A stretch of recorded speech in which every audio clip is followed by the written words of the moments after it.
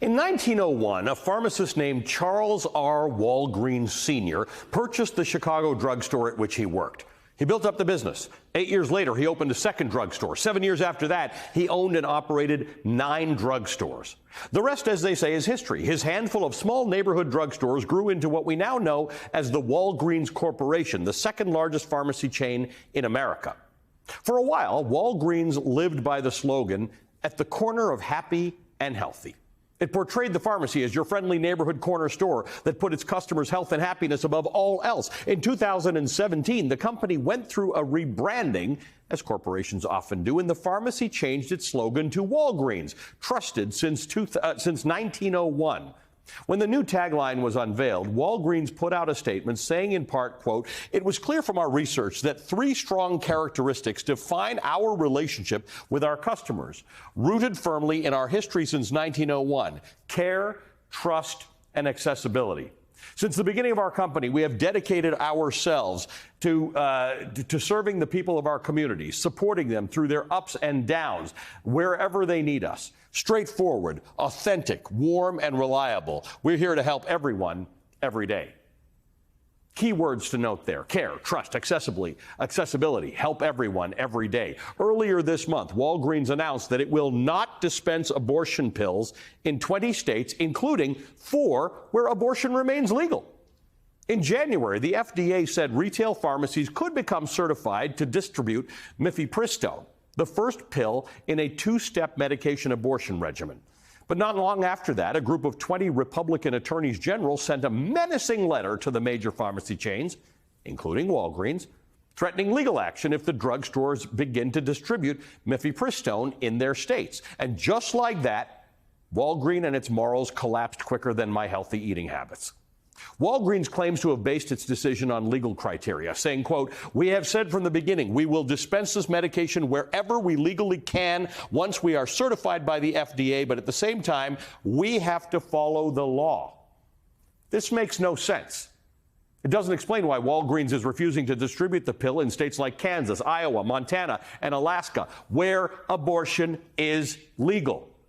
And no lawsuits have actually been filed against Walgreens or any other retail pharmacy. The mere threat of legal action was enough for the corporation to fold under pressure from conservative states. Walgreens got spooked by a letter.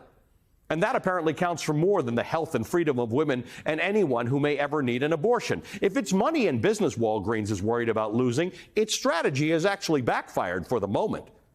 Governor Gavin Newsom of California announced this week that California will not renew its multi-million-dollar contract with Walgreens because of its decision on abortion pills. Governor Newsom tweeted at the time, "California won't be doing business with Walgreens or any company that cowers to the extremism and puts women's lives at risk. We're done." Now, this doesn't mean Walgreens will shut its doors through California. This contract in question allows state agencies in California to procure specialty prescription drugs from Walgreens. It was up for renewal on May 1st. Governor Newsom says the contract won't be renewed. But Walgreens could also be protecting its own political interests, seeing as the company has reportedly donated to anti-abortion politicians, including the very attorneys general who threatened legal action against them.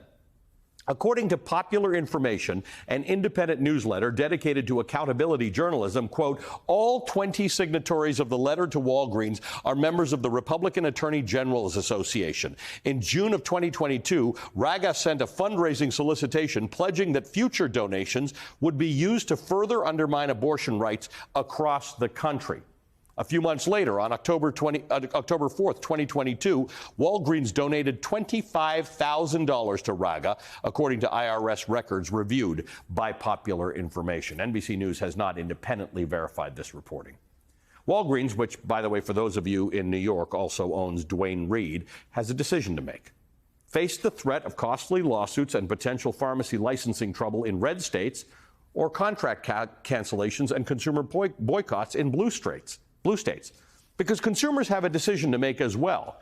I generally use the pharmacy closest to my house. It's never occurred to me that a decision made by my doctor and me has anything whatsoever to do with my pharmacy. It's not their damn business what my doctor prescribes me, especially if it's legal. But I, like every American, have a choice in the matter.